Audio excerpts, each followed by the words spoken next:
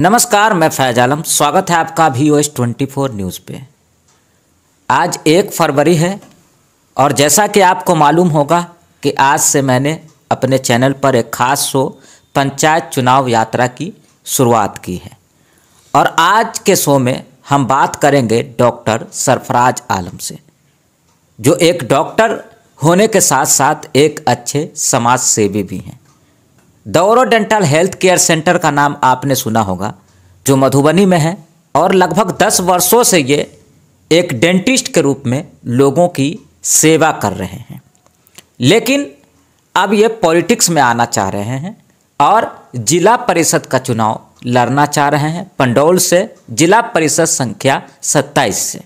तो आज खास बातचीत होगी डॉक्टर सरफराज आलम के साथ और जानेंगे कि क्या उनका विचार है, एक डॉक्टर होते हुए क्यों जिला परिषद का चुनाव लड़ना चाहते हैं, क्या उनकी विचारधारा है, ये आज उनसे जानने का प्रयास करेंगे। डॉक्टर साहब, सबसे पहले हमारे चैनल के खास शो पंचायत चुनाव यात्रा में आपका बहुत बहुत स्वागत है। नमस्कार आप सभी का। फैज़ बाबू, पहले सबसे पहले आपको धन्यवाद कि आपने मुझे मौका दिया। आपने खास कार्यक्रम पंचायत चुनाव यात्रा पे पहली बार मुझे बुलाया गया, इसलिए मैं अब आपका आभारी हूँ। और मेरे मन में और जनता के मन में एक सवाल उठता है कि ऑलरेडी आप एक डॉक्टर हैं, एक अच्छे डेंटिस्ट हैं, 10 वर्षों से एक क्लिनिक के माध्यम से लोगों की सेवा कर रहे हैं, मधुबनी जिला वासियों की सेवा कर रहे हैं, लेकिन फिर भी आप एक जिला परिषद का चुनाव लड़ना चाह रहे हैं। क्या उद्देश्य है, क्या मकसद है आपके? फैज़ साहब, इसका जवाब हम एक नज़्म के साथ देना चाहेंगे। सितारों के आगे जहाँ और भी हैं, अभी मंजिलों के नीचे और भी हैं। तो इससे पहले भी बहुत से डॉक्टर्स हैं जो राजनीति में बहुत बड़े बड़े पद पे गए हैं। Doctor CP Thakur, doctor Jagannath Mishra, बहुत से लोग हैं। तो हम भी बस उसको फॉलो करते हुए हम भी चाह रहे हैं कि कुछ समाज में बदलाव किया जाए, इसलिए हम राजनीति में आना चाह रहे हैं। अच्छा, आप तो एक डॉक्टर भी हैं, क्लिनिक से भी अच्छा खासा घर परिवार चल सकता है, समाज सेवा भी होता है, तो आपको क्यों लगा कि नहीं, अब पॉलिटिक्स में आना चाहिए, लोगों की मदद करनी चाहिए, समाज सेवा करना चाहिए? इतने बड़े स्तर पे आपने कब ये चीज़ सोचा? फैज़ साहब, इसका जवाब ये है कि आप समाज में 2 तरह के लोग होते हैं। या तो एक लोग होते हैं जो या तो राजनीति का हिस्सा हैं, या दूसरे लोग हैं जो राजनीति का शिकार हैं। जब तक पढ़ा लिखा युवा वर्ग राजनीति में नहीं आएगा, तब तक जो कम पढ़े लिखे अयोग्य लोग हैं वो हमारे ऊपर शासन करते रहेंगे और सारी समस्याओं का हल राजनीति से होकर ही गुजरता है। आप राजनीति में रुचि लें ना लें, राजनीति आप में पूरी रुचि रखता है।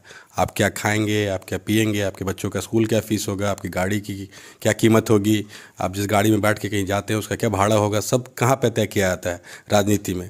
आपको अगर किसी चीज़ का समाधान चाहिए तो आपको सिस्टम में आना पड़ेगा। इसलिए मैंने तय किया कि राजनीति का हिस्सा बन करके एक बदलाव का हिस्सा बना जाए। डॉक्टर साहब, क्या मैं आपसे जान सकता हूं कि आप किस जिला परिषद क्षेत्र से लड़ना चाह रहे हैं और आपके जिला परिषद क्षेत्र में कौन कौन से पंचायत आते हैं? मेरा घर है विजय सलेमपुर, जो कि पंडौल प्रखंड में पड़ता है, और हमारा जो जिला परिषद क्षेत्र है वो क्षेत्र संख्या 27 है।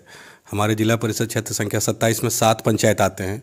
मैं एक एक करके शुरू करता हूँ। पहले मेरा घर सलेमपुर पंचायत, फिर बिरोल पंचायत, फिर भोर पंचायत, फिर बेलाही पंचायत, फिर उदयपुर बिठवार पंचायत, फिर भगवतीपुर पंचायत और फिर बथने पंचायत। ये 7 पंचायत हैं। पंचायत का नाम आपको याद है? तो ये सबसे अहम सवाल था। और जितने भी जिला परिषद के जो उम्मीदवार होंगे या ऑलरेडी जिला परिषद होंगे, तो उनके लिए सबसे पहला सवाल मेरा यही रहेगा कि आप अपने पंचायत में, यानी जिला परिषद क्षेत्र में जितने भी पंचायत हैं उसका पहले आप नाम बताएं, क्योंकि जब तक आपको पंचायत का नाम पता ना हो तो कैसे आप उस क्षेत्र को समझ पाएंगे। टोटल 21 गाँव है 7 पंचायत में। अच्छा, टोटल 21 गाँव है। 21 गाँव है। तो आप अपने क्षेत्र में क्या भ्रमण करते हैं? पिछले करीब 3-4 महीने से हम घूम रहे हैं। हम डोर टू डोर विज़िट भी कर रहे हैं, वार्ड वाइज भी विज़िट कर रहे हैं। जो गांव के जो मेन हैं लोग हैं, छोटे बड़े यंग बूढ़े, सबसे मिल रहे हैं, सबसे आशीर्वाद ले रहे हैं। उनसे पहले हम घूम के पहले उनसे आज्ञा लिए कि हम चुनाव लड़ने वाले हैं, आप लोगों का क्या मनसा है। तो उन लोगों ने बहुत अच्छे से स्वागत किया और बताया कि नहीं, एक पढ़ा लिखा डॉक्टर अगर आएगा समाज में तो अच्छी चीज़ होगी समाज के लिए।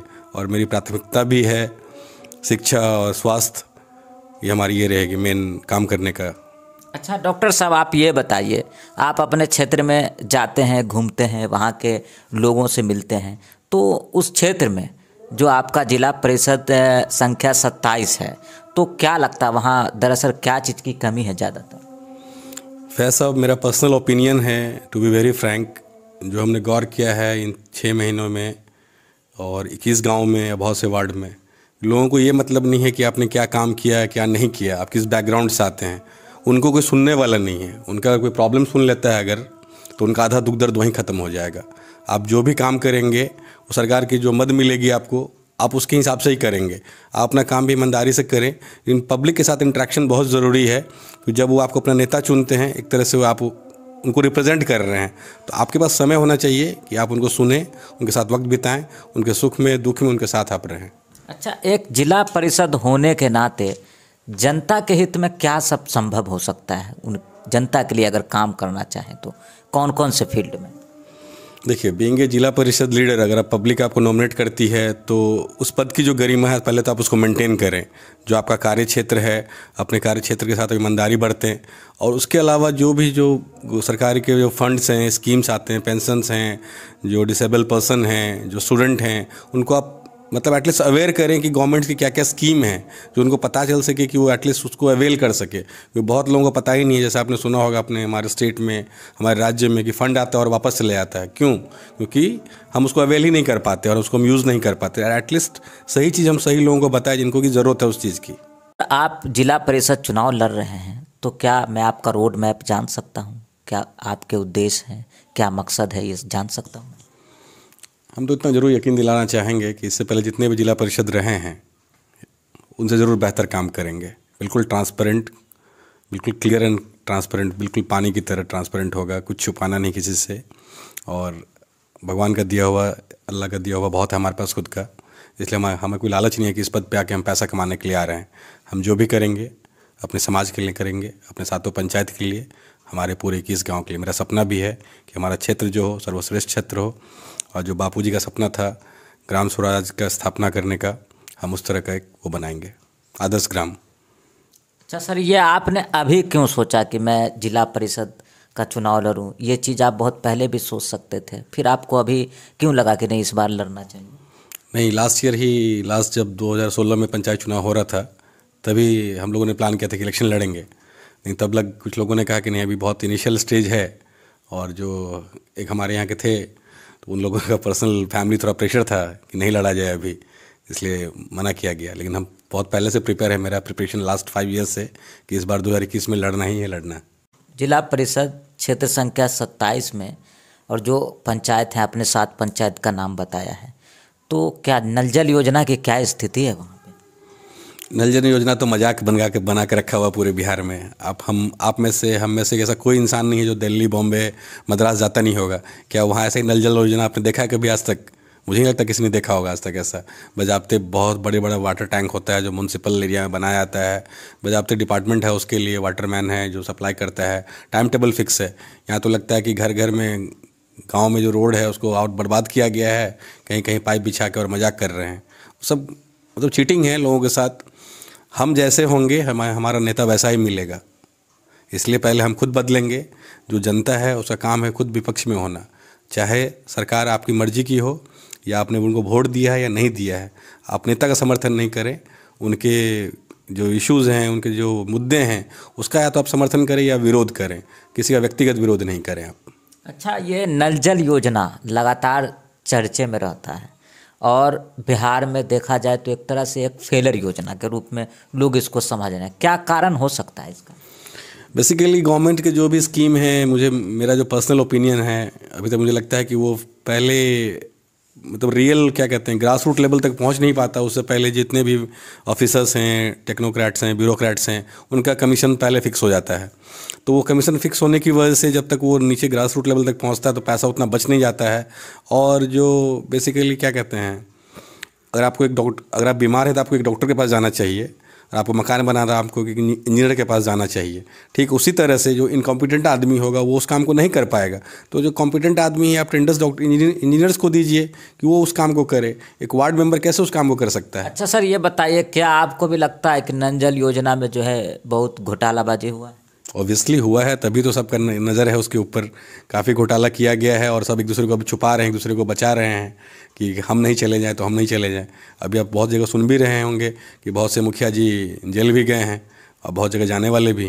अच्छा सर, एक अहम सवाल है आपसे, चूँकि आप दौरो डेंटल हेल्थ केयर सेंटर जो मधुबनी में है, आप उस क्लिनिक को चला रहे हैं, लगभग 10 वर्षों से लोगों की सेवा कर रहे हैं। गरीबों के लिए क्या आपके क्लिनिक में व्यवस्था है? जब से हमने क्लिनिक बनाया है 2010 में, ये हमारा 11वां साल में मधुबनी में, हर महीने की 14 तारीख को हम निःशुल्क परामर्श और फ्री चेकअप करते हैं। इसलिए क्योंकि हमारी जो क्लिनिक की ओपनिंग डेट है वो 14 सितंबर है, तो उस चीज़ को याद रखने के लिए और उस चीज़ को सेलिब्रेट करने के लिए हम इस तरह का वो करते हैं हर महीने 14 तारीख को।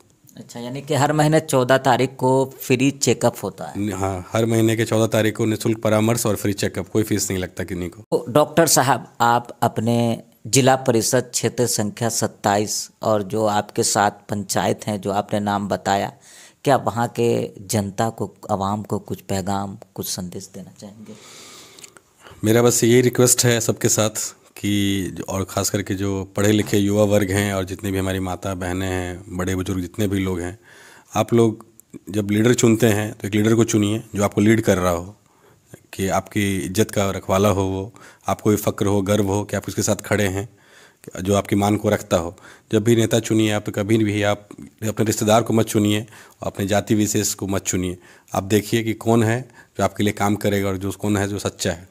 अच्छा सर, अब आप मेरे चैनल के माध्यम से क्या बताना चाहेंगे कि अगर आपको उस क्षेत्र की जनता आपको मौका देती है, जिला परिषद आप चुने जाते हैं, तो कौन कौन सा काम पहले करेंगे, किस फील्ड में काम करेंगे? सबसे पहले तो मेरा ये है कि हमने ये प्रॉमिस किया है अपनी जनता से, अपने सातों पंचायत के लोगों से और 21 गाँव के लोगों से हमने एक ही वर्ड यूज़ किया है कि आज तक जितने भी जिला परिषद रहे हैं, इससे पहले 4 लोग रह चुके हैं, हम उनसे ज़रूर बेहतर काम करेंगे। और बीइंग अ डॉक्टर मेरा सबसे ज़्यादा फोकस रहेगा हेल्थ सेक्टर पे और एजुकेशन सेक्टर पे।